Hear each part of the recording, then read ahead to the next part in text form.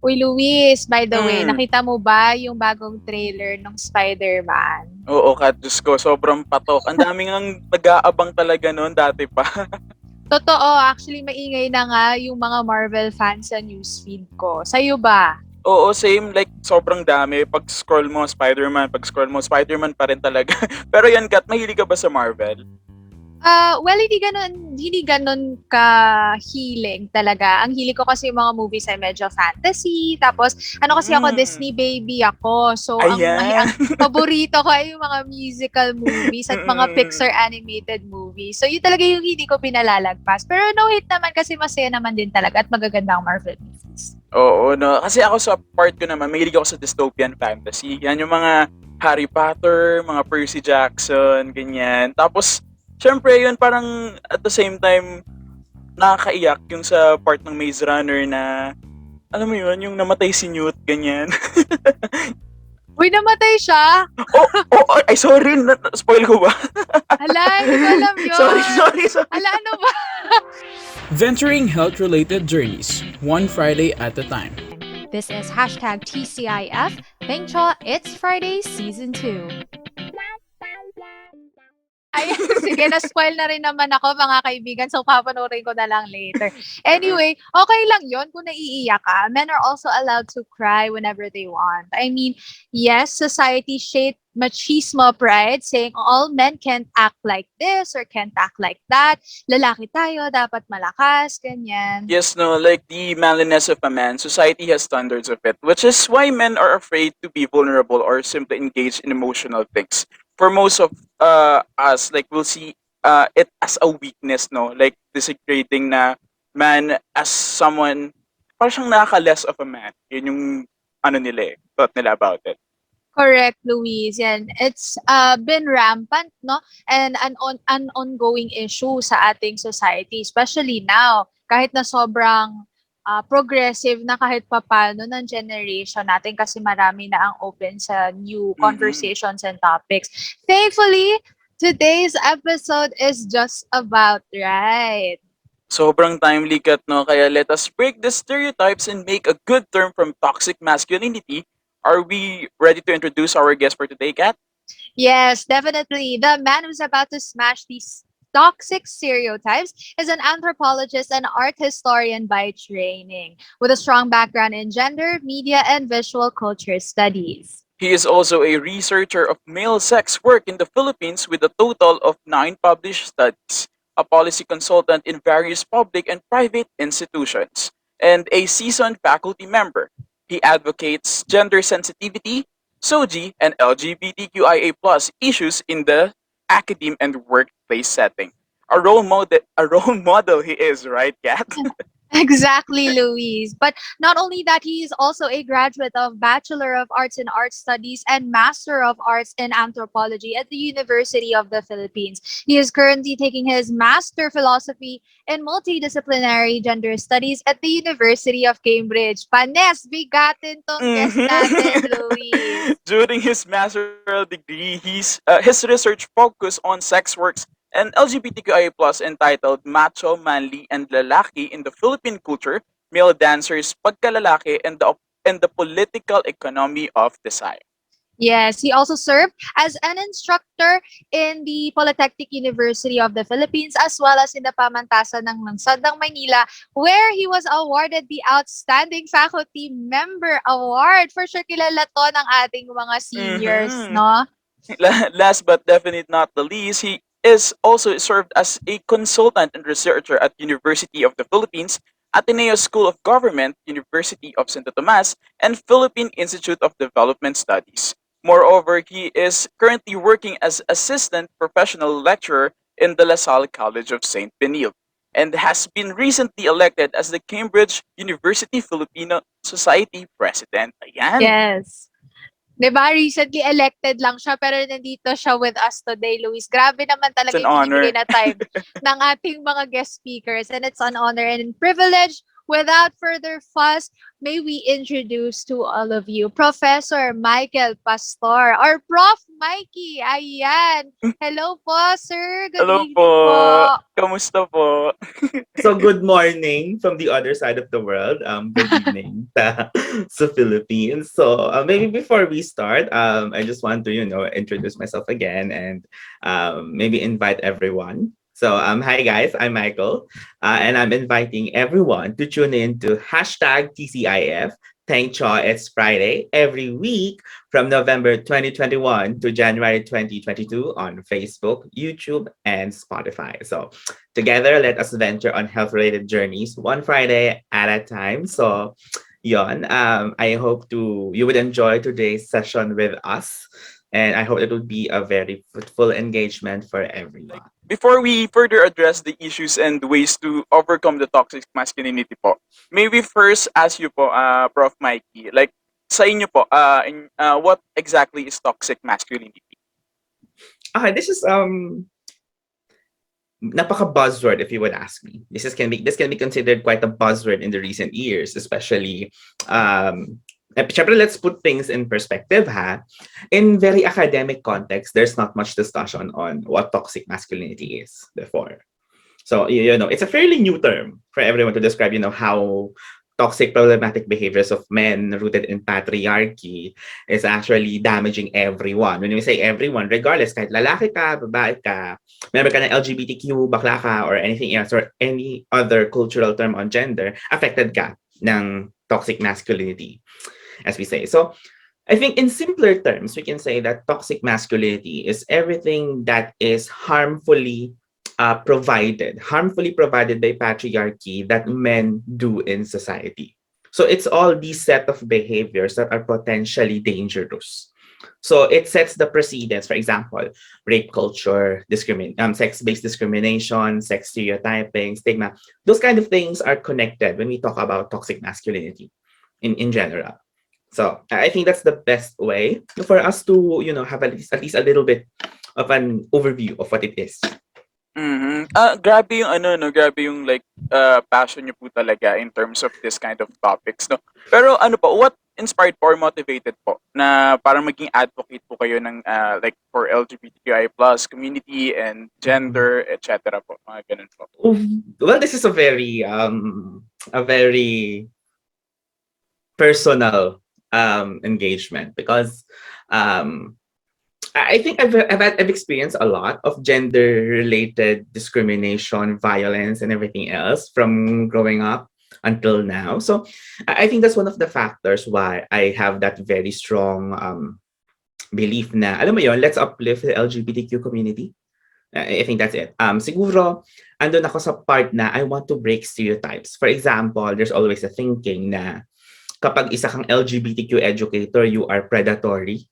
Alam mo yon? You would have like these kinds of gay teachers who would use their powers to, solicit sexual advantages on students, and parang it becomes a bad image for everyone. And there's always a presumption na kapag baklang prof, yan, nahabol yun ganito. So I'm also trying to break that kind of norm through my practice, like telling you that not everyone's like that. I think we have to break away from that stereotypes. I'm also very outspoken when it comes to bullying and discrimination, especially when it comes to gender-based violence. Okay. HIV/AIDS, I think I've experienced it firsthand. I mean, I'm not diagnosed with HIV, but I had a relative who passed away due to complications from it. So you see these realities with you that somehow shifts your perspective as a person. And then I had a close encounter with sex workers as well. I mean, at some point, my cousins were. Some of my cousins engage in this kind of enterprise. So, I'm seeing all of these gendered problems in society firsthand, even domestic violence. I've experienced it at home. Alam mo yun, even gun violence. So, I think that's the very reason why I'm very engaged when it comes to gender issues. And as much as possible, I want to educate people about it. And then in terms of practice, in terms of teaching, I always make sure that if I have students who are, members of the LGBTQ and everything, as much as possible, I want to make them feel welcome and safe. I want to make sure na, you're in my class, you're protected. If someone bullies you, I'll counter that right away. So, I also instill that kind of behavior. Men, women, stop bullying. Huwag kayong ganito sa mga classmates nyo na LGBTQ and everything. Have some sensitivity or preno when we make our jokes and everything else. Sometimes it might not be harmful for you, but it can be harmful for the person directed at. Diba? Yung mga ganyang mga pasimpleng jokes. So yung mga ganyang simple things, those are also some things I police whenever related to my practice. So, it's both personal and professional. I think that's the best way to qualify. Yes, very well said po, Professor. No? Isa sa mga talagang takeaway ko dun sa sinabi nyo is yung gender-based racism or discrimination. Kasi syempre as a woman myself, so I've Mhm. experienced that firsthand from the men I have encountered before. Parang when you're a woman in your young 20s, parang you're continuously downsided by people who are superior quote Yes. unquote, kasi parang they're older, etc. So it takes a village for women like me to make men like them understand what my actual point is, 'di ba? So parang Yes. pati yung sinabi ni Sir kanina na regarding sa bullying, ayan, syempre hindi natin may iwasan. And it's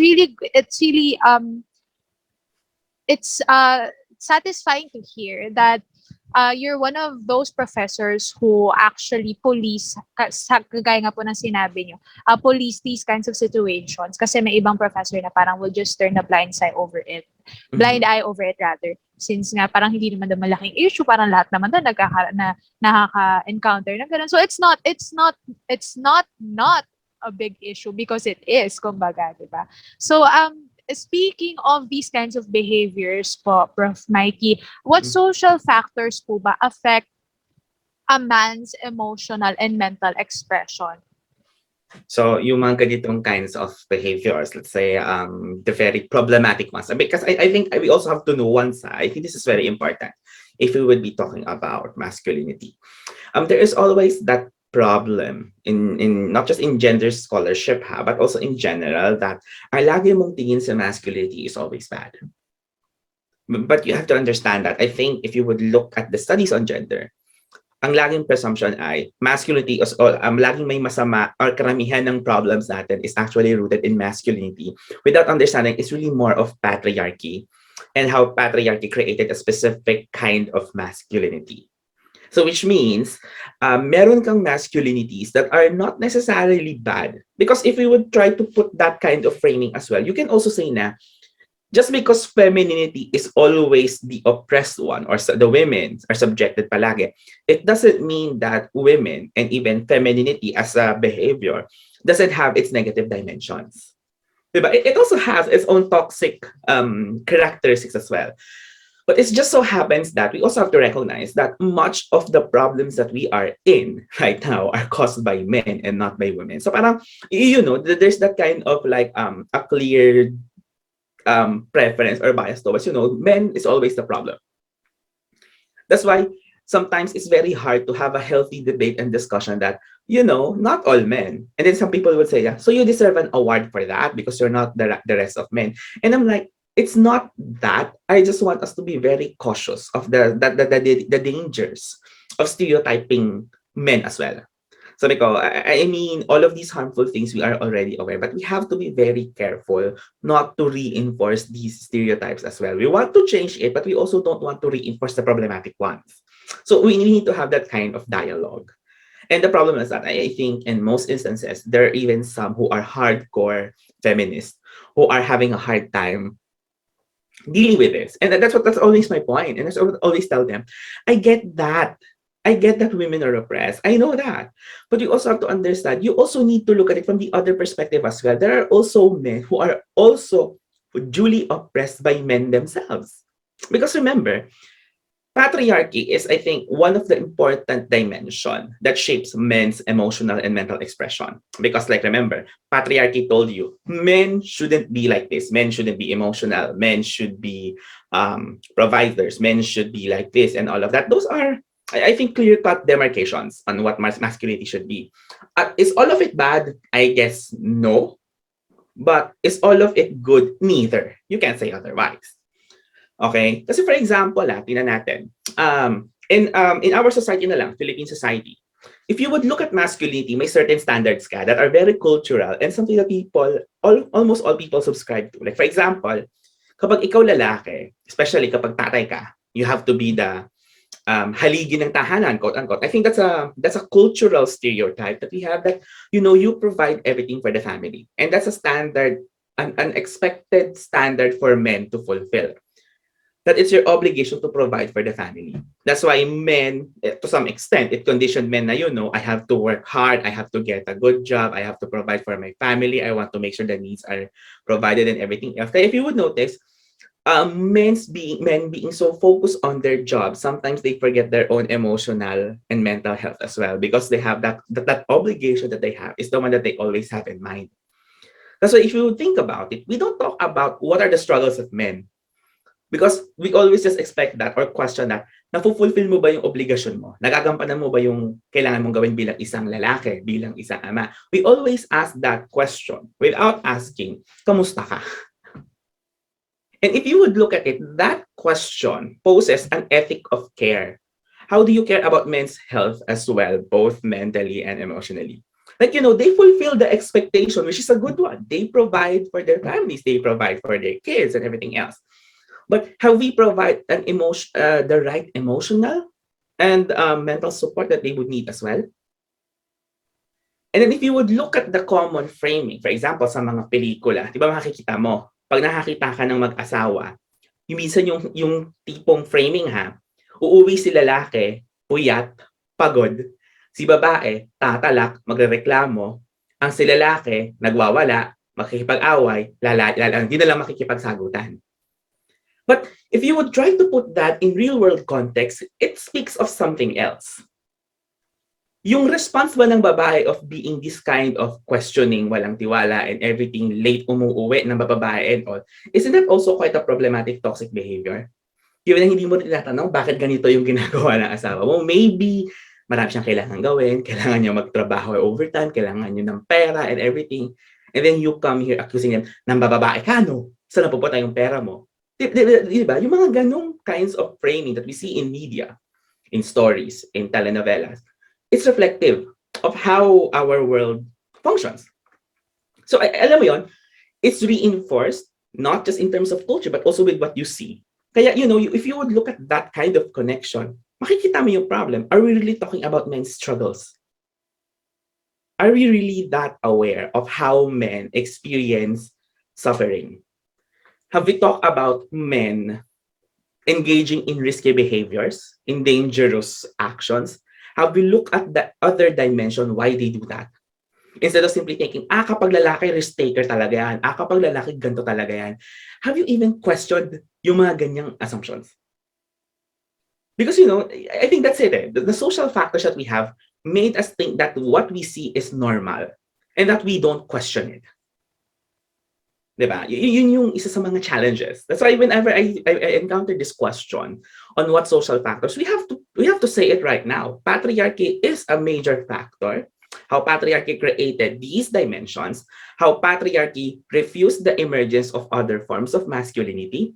Like for example, lalaki ka pa rin naman kahit umiyak ka, walang masama. But men are always shamed when they cry. Laging ang presumption, diba kapag lalaki ka, dapat matigas ka, dapat matapang ka. And when men starts to feel weakness and everything, their masculinity is questioned. Bakla ka ba? Ganyan. When in fact, parang umiyak lang ako nang hina ako, but it doesn't mean I'm gay or attracted to a man already. Why is it that we associate a certain kind of behavior into something that's considerably a weak one? So nagigets ninyo? Even when we say, men dominated society and everything else, men created the rules and everything else, not all men comply to this. Not all men can subscribe to this. And even them are affected as well, in as much as the women and other minorities are also affected by it. So, ang magiging question natin dito is that, sino ba yung kalaban natin? Are we tackling culture? Are we tackling social standards and everything else? Or are we tackling everything? Because it's something we don't want to engage.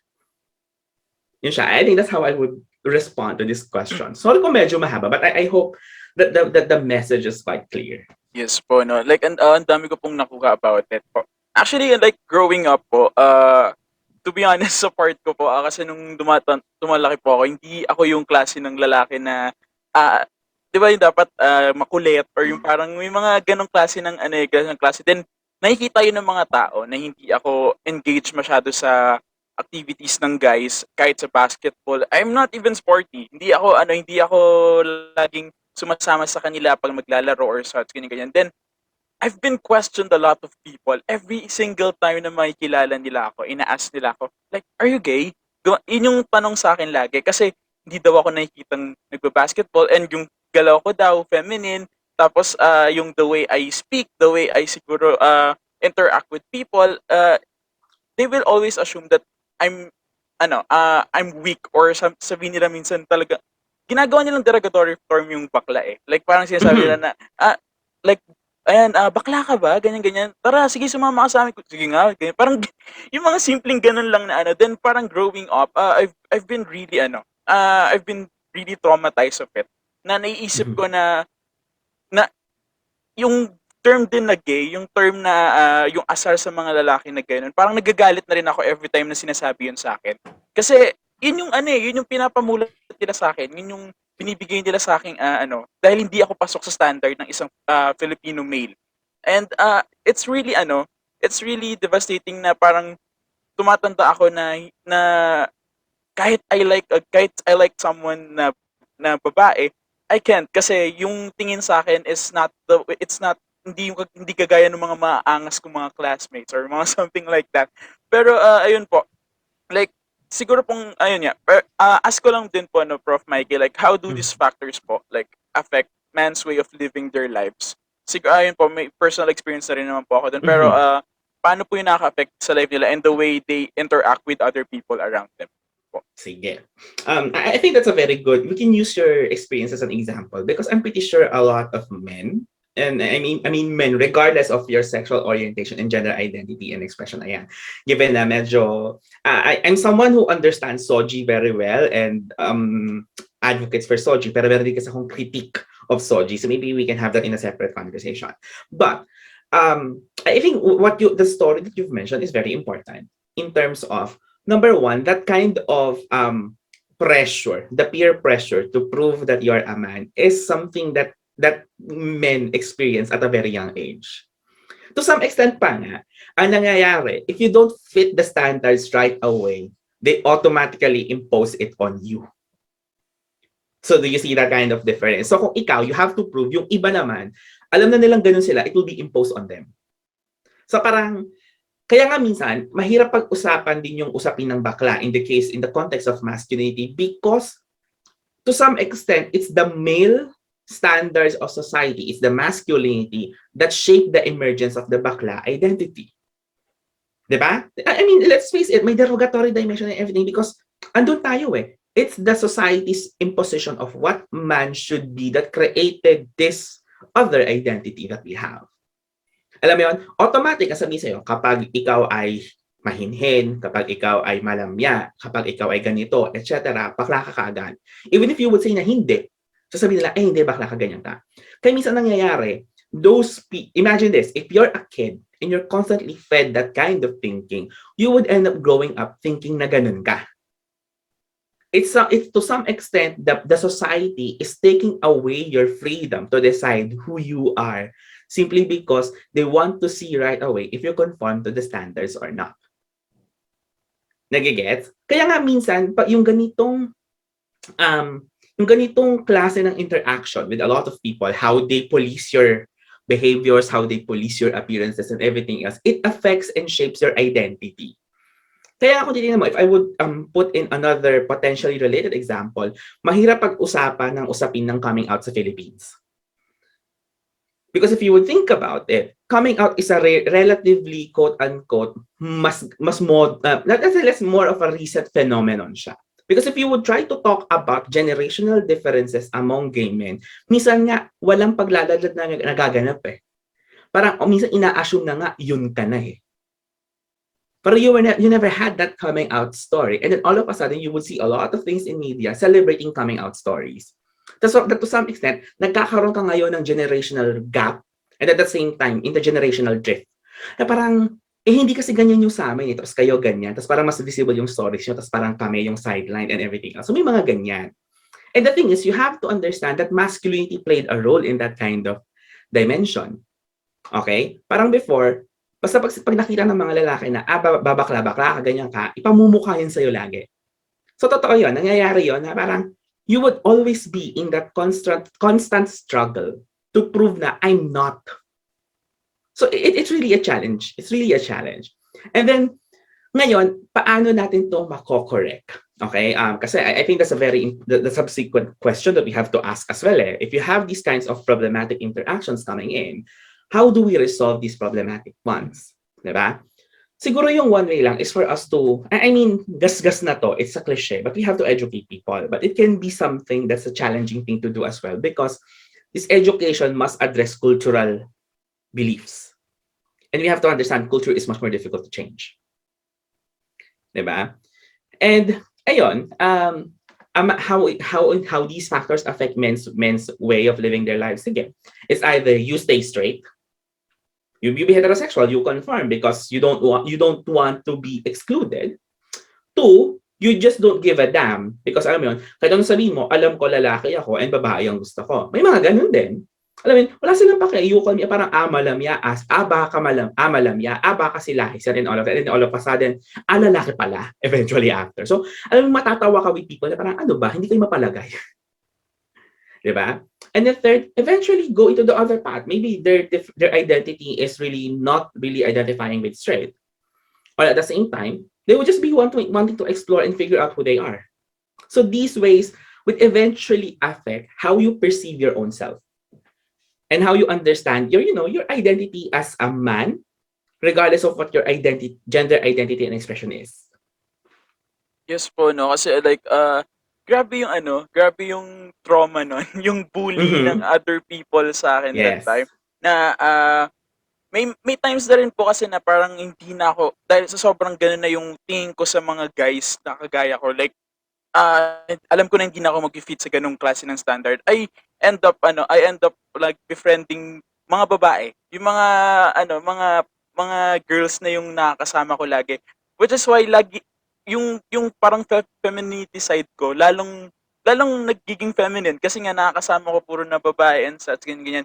Then parang hindi na ako nagkakaroon ng chance na makasama yung guys talaga. Yung kasi the way may mga times din naman na gusto kong makipaglaro sa kanila. Yung mga ganong klase ng naalala ko siya as a child kasi it's very traumatic to me na mumurahin nila ako minsan kasi ayaw nila akong kasama. May mga ganong klase ng like nung elementary, pagdating ng high school, takot ako sa guys. Like hindi na ako nagdadalawang isip na makikipagkaibigan ba ako sa kanila or hindi. Kasi alam ko naman ending nun, they'll just bully me. They'll just parang degrade me for who I am or hindi nila ako papansin ganun. Pero as the time passed by, actually nakahanap ako ng friends na guys na hindi sila ganun ka-judgmental. Though may mga may mga tanong nga sila minsan na hindi na bumabalik sa dati pero sinasabi ko na no, I'm not like that. Hindi ako ganoon. Pinapaintindi ko sila na ganito ako, ganyan ako.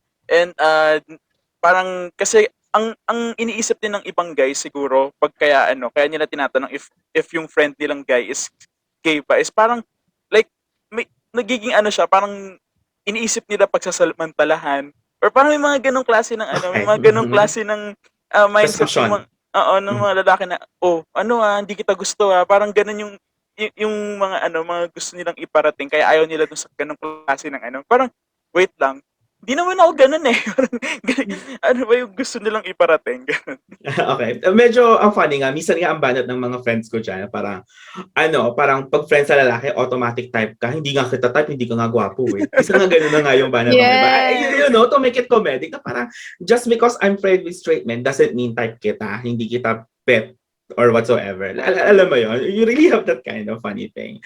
Pero alam mo yun, even it may sound funny or ridiculous, that's still problematic. Parang, why is it that men who conform traditional masculinity standards and values always feel threatened whenever there's someone who doesn't conform.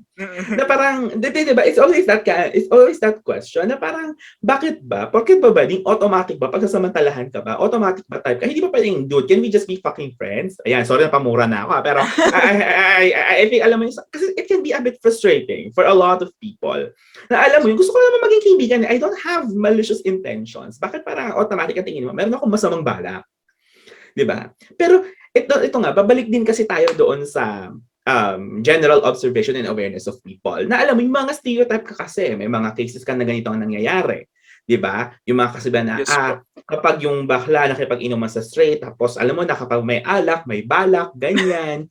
Yung mga ganyang kinds of stereotypes. It happens not just in urban settings, but also in rural settings.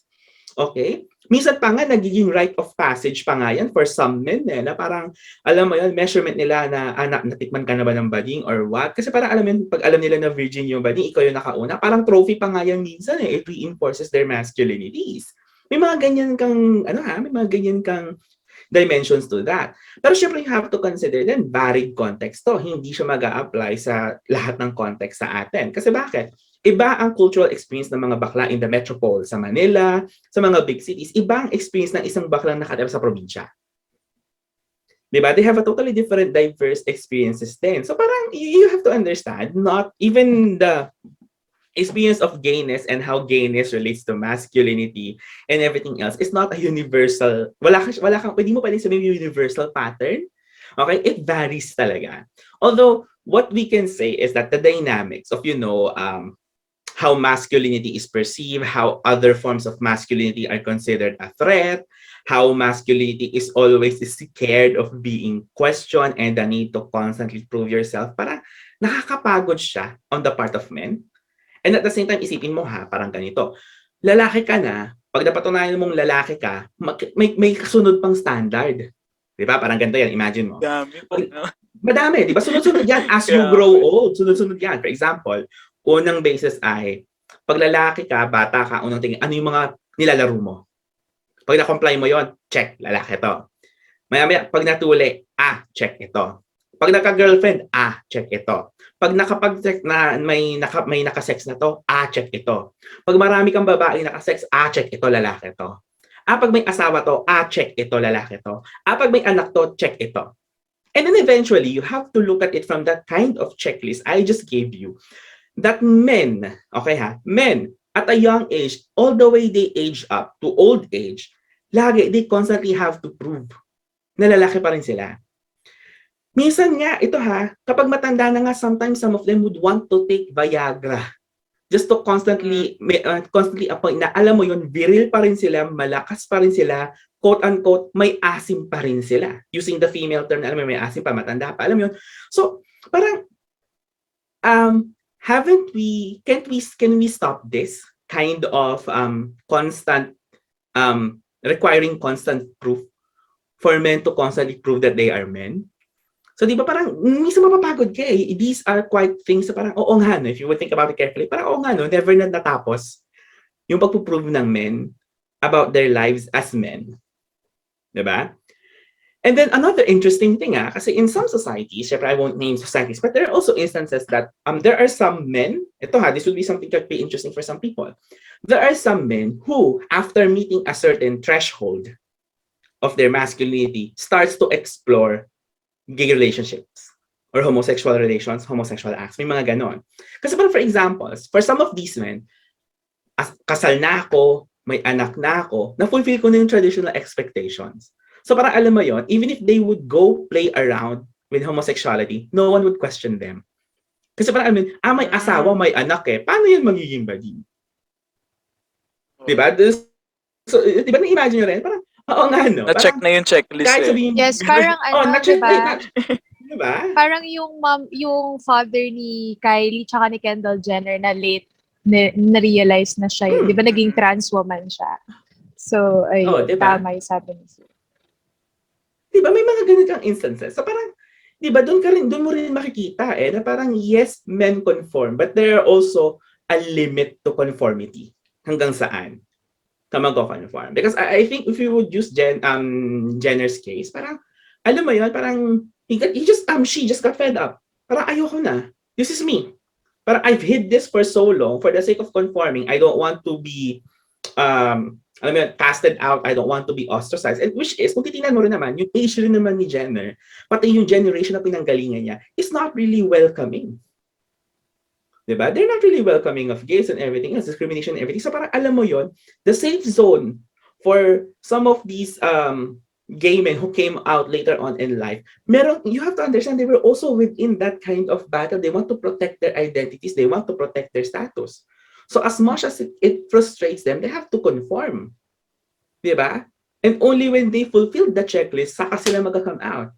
And then ngayon mo pa tiniming na napaka-welcoming ng younger generation. So parang alam mo yon, they would really defend these kinds of things. Kaya nga di ba minsan, pagdating sa usapin ng identity politics, ang mga bagets ngayon ay social justice warriors. To the point na parang lahat na lang ata ika-cancel mo. So it can also be a bit frustrating. Kasi parang sometimes walang ka-cancel mo. Parang maybe miracle tayo ng konti. Pero I mean, that's a separate thing to discuss altogether. But I think you both get the point. Yes. I think yun, diba? I mean, that constant checklist, parang ikaw rin mismo magsasawa eh. Diba?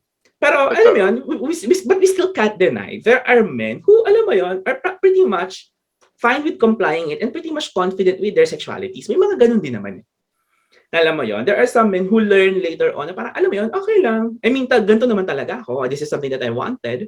So we can't also blame them for complying with the checklist. Kasi that's how they identify eh. That's how they also want to cement their own identities. I think the only dangerous thing comes in when they start to impose it on others. Kasi di ba parang not all of us had the same opportunities, same background, same learning, same and growing up context. So we cannot expect that everyone would come from this same background would have the same effect. Yun siya. So I think that's how we can put that, how these factors affect and how they interact with people around them. Yes, actually, I'm very lucky, no, to have my best friend and my boyfriend become best friends as well. So, yung best friend ko na gay kasi is when I met him, sabi niya sa akin, sabi niya takot daw siya sa mga lalaki. Though like he has like a big fat crush on guys. Parang yung mga very, very parang machismo type na talagang very masculine type of men. At takot siya. So kapag nung time na pinapakilala ko sa kanya yung boyfriend ko, sabi niya nahihiya ako, di daw niya. Alam ko paano mag-react yung boyfriend ko sa kanya. Sabi ko gano'n.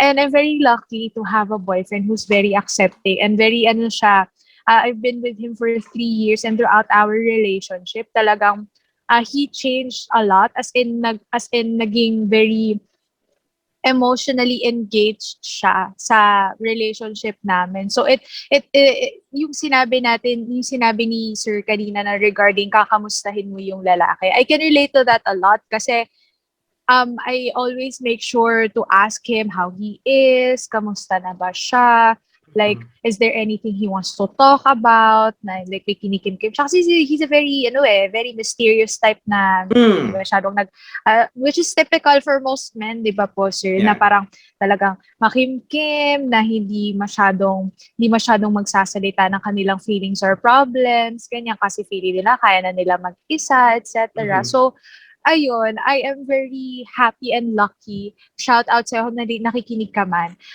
Na like throughout our relationship, I've seen him grow not only as like a man for himself, but a man for other people. So, sobrang ganda, sobrang nakakatuwa. At sana maiparating natin yung message natin ngayong gabi, no, na ganito kasi talaga yung concept ng masculinity na dapat nating i-accept as a society at hindi yung nakagawian natin na definition, di ba?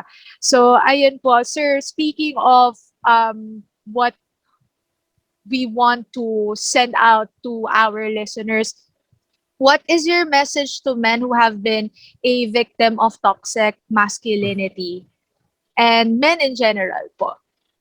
Okay, so this is a very big requirement if you would ask me. Kasi parang number one kasi when we talk about victims of toxic masculinity, I think there are a lot of people who can relate. And I think, and this is also something that I would be wanting to throw out there. Maybe I would want to call on both researchers, students who would be doing their studies and everything else, and even to the larger people who are not in the academe, that maybe we need to start talking about the violent effects of patriarchy on men. Because I think even in gender studies scholarship, that's rarely talked about. We don't talk about how men experience bullying. We don't talk about how men explore their sexualities but still stay true to their claim that I'm still heterosexual but I'm exploring male to male sexual relations. We haven't talked about men experiencing trauma. We haven't talked about men who experience rape. We haven't talked about men who have been suffering in silence from mental health, from depression and everything else, from mental health concerns, yung mga yan. We don't talk about what men feels whenever they provide to their families and their families are feeling so ungrateful. We haven't talked about that. We haven't talked about how men have to deal with loneliness working abroad just to provide for their families, only to find out that their wives were already flirting with someone else. We haven't talked about how men are also victims of cheating, of premarital relations. We haven't talked about how women are also capable of cheating men. We haven't talked about how men experience other issues that also deliberately affects women and other LGBTQ minorities. I think for us to achieve that kind of healthy discourse, open discussion, clear engagement on all of these gender-related issues, we need to start including men in the discussion as well. We know that men have been the problem for so long. It's already an established fact. We don't have to debate that. I think that's a given. But we also have to understand that not all men were a participant to that violent cycle, because there were also men who were equally victims of this. And if we want, okay, and if we want to achieve a more humane, a more egalitarian society, we have to include men in the discussion as well. And I think that's also a critique and a challenge to the feminist agenda of gender equality. We talk about women empowerment, we talk about the liberation of the sexes, and that liberation should also include men who are confined to the dangerous critique of the dangerous problem of patriarchy that we feminists constantly critique. Parang, I mean, let's face it, patriarchy is a problem. It is an institutional power that defines everything around us. But if we don't include men in the discussion on how to dismantle patriarchy, we would end up in the same cycle of debate and in the same frustration that we can't achieve equality. Why? Because we also exclude men in the agenda. You can talk about the liberation or the liberation of the sexes if you don't include liberating men from the oppressive structures of patriarchy. Alam mo yon? It also means requiring men and teaching men to unlearn the problematic formulations of patriarchy. And some people would say, mahirap baguhin. No. If you yourself would do engagement, there's a way to change it.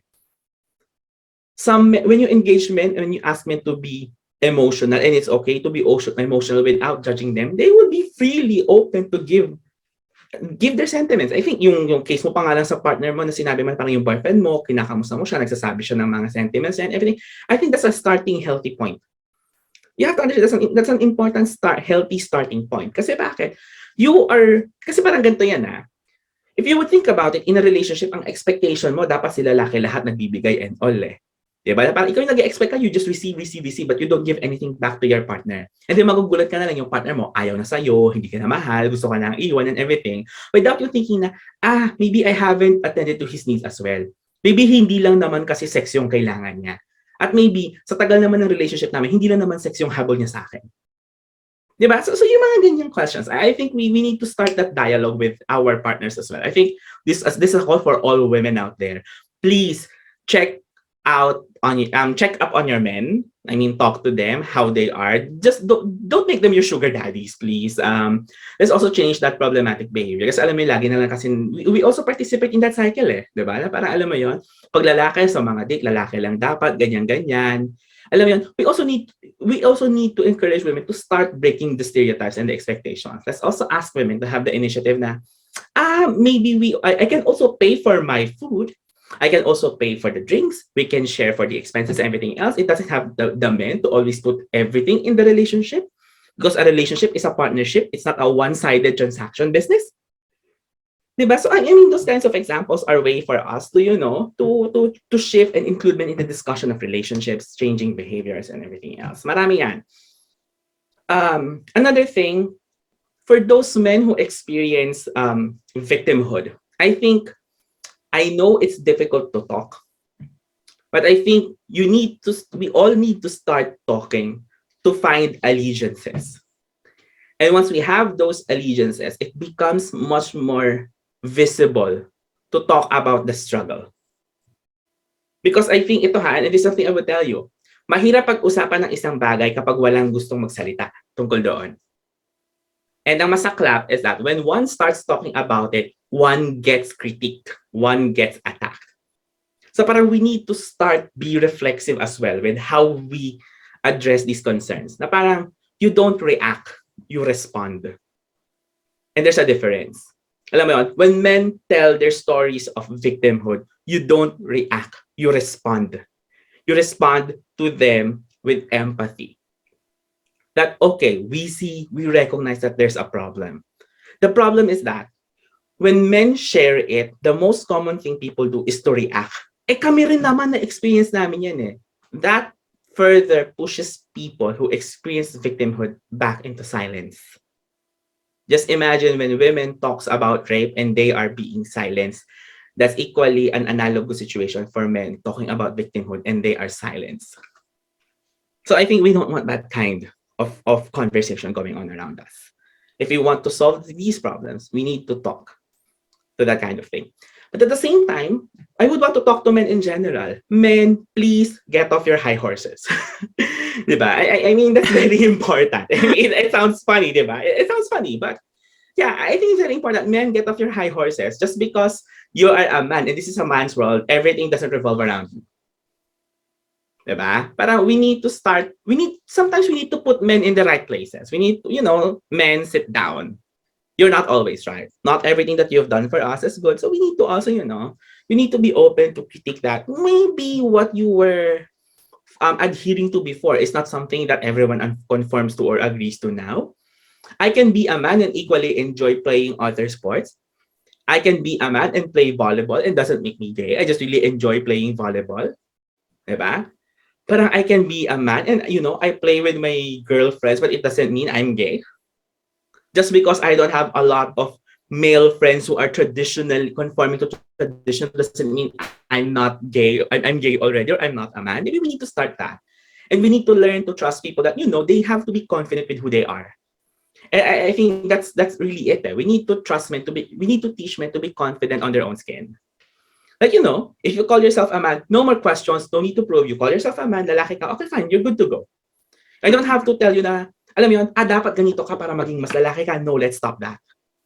Because that adds unnecessary burden and unnecessary psychological, emotional effect that would be very difficult to repair, address, and fix in the long run because the damage has been done. We don't want to end up continuing the cycle of producing insensitive, problematic men in society. So we need to, change this as well. So maybe for men who have been part of perpetrating this violent culture, maybe you also need to join us in the quest of, stopping this. It's not just our concern, it's also your concern. Mhm. Tsaka po gusto ko lang din i-emphasize po yung yung toxicity po, lahat yung mga pinapakita po ng mga tao sa yung mga standards na na siniset nila sa mga lalaki is yun nakaka-affect talaga siya sa mental health ng isang tao. Hindi porket Yes. lalaki kami, hindi kami umiiyak, hindi kami na nag-overthink or nag-aaral ng anxiety about those stuff. Siyempre iniisip din namin na kung nakikita ng ibang tao na wala kaming pake sa sinasabi ng iba, iniisip din namin paano kami mag-fit in dun sa mga standards na sineset nyo. Kasi, it's, ayan po, as an advocate po ng mental health, we really need to address this kind of issues. Yun nga po, hindi nga napag-uusapan, Mhm. people are still really, parang tabu pa tong klase ng expression ng mga guys sa ibang tao kasi nga they saw us as masculine, as a hindi dapat umiiyak or hindi dapat Mhm. nag-express ng sarili nila Pero yun po, siguro last question na po ito, no? Ano po yung like parang magiging message niyo po now po sa mga younger generation po na as in like ngayon po dinidiscover pa rin po nila yung masculinity nila. Siguro, my message would be go and explore. Because you wouldn't know who you are until you experience the world. Maybe you need to break away from that cycle or thinking na, bata ka palang ganito ka dapat. Yes Maybe, po. alam mo yun, no matter how people would tell you you should be like this, maybe you have to assert yourself that I have a choice to be who I am. And that Mm. goes for everyone, regardless of whatever your sexual orientation, gender identity, and expression is. It's a question of, you define who you are. You are capable of, making the world Yes. fit for you. No one should dictate that. Totoo, no? Yes, I definitely agree lalo na sa ating mga younger siblings, sa ating mga younger Mm, generation na hindi pa namumulat sa mga ganito ka-complex na usapin nausapin. sa Yes. kanilang life. So, it's really it's also up to the parents to nurture their children the right way, ika nga. Sadly, this is the last portion of our discussion. Thank you so much po, Professor Mikey, sa lahat po ng input ninyo. Sobrang natuwa po kami at medyo nabigla din kami kasi na-break din yung Sobra. stereotypes na meron kami sa aming isip at yung naituro sa amin as we age and as we grow up. And yun nga, kagaya ng nasabi at nabanggit kanina na talagang these are types of discussions that are normally not discussed within the four corners of our classroom. So matanong ko po, Sir Mikey, so ano po yung final tips ninyo para sa mga estudyante nating nakikinig na hindi man po nagsispecialize sa gender studies, ay gusto ninyong ma-take away nila pagkatapos po nilang makinig dito sa ating podcast? Sige. I want to keep it as brief as possible. Sige. First thing, you don't need to specialize on gender to know who you are.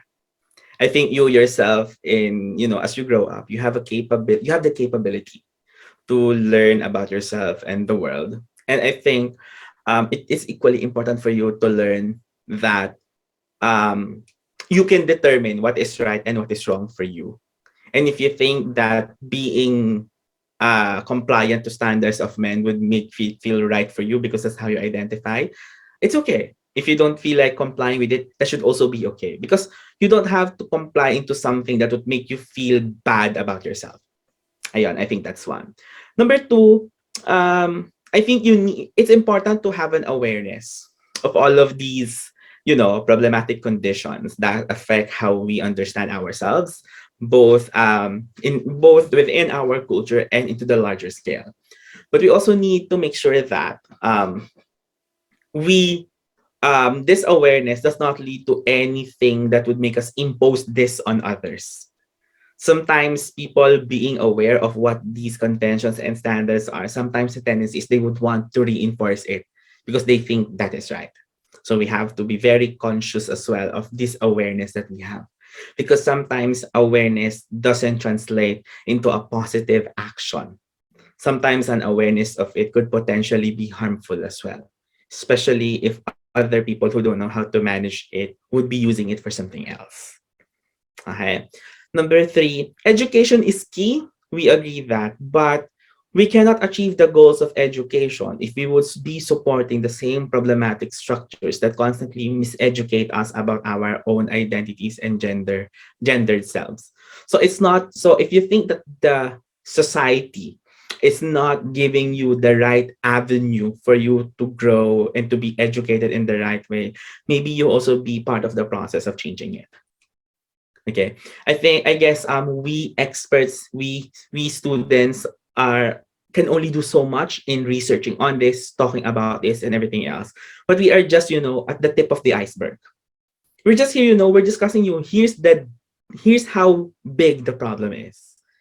But we can't totally change and address this if you won't be joining us as well in having these, painful but necessary conversations.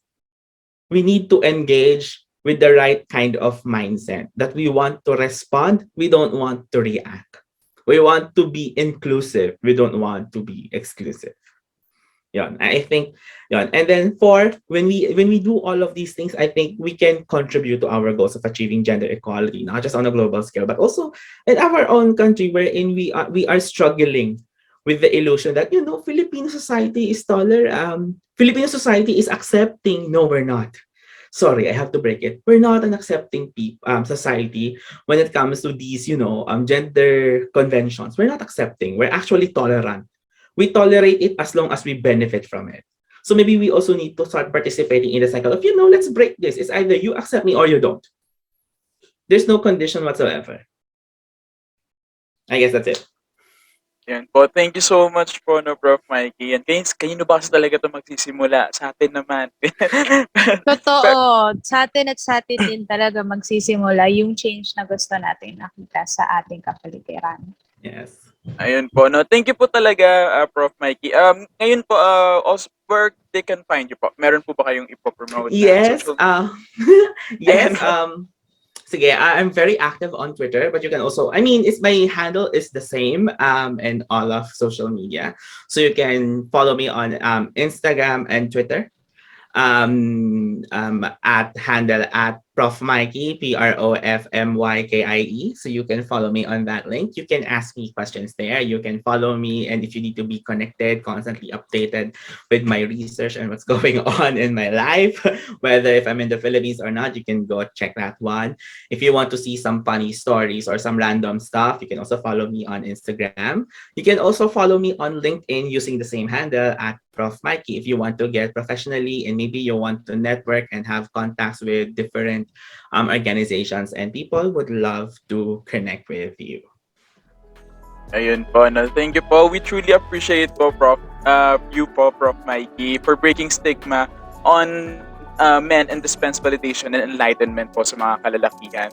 Through this, we are one step forward towards opening our perspectives. Sadly, this is all the time we had for tonight. Paintball It's Friday has been made possible thanks to our sponsors and partners. This podcast series is in partnership with Honor Society of Mapua, PLM Tugon Rescue, PLM Junior Entrepreneur Society, UP Pre-Medical Society Baguio, Bukluran Students Alliance Integrated Students Organization, PLM College of Physical Therapy Student Council, in cooperation with Archers Network, Agham Youth PUP, PLM Society of Information Technology Enthusiasts. UST-CRS Student Council, This podcast series is sponsored by Baked by Julia, and Bougie Finds.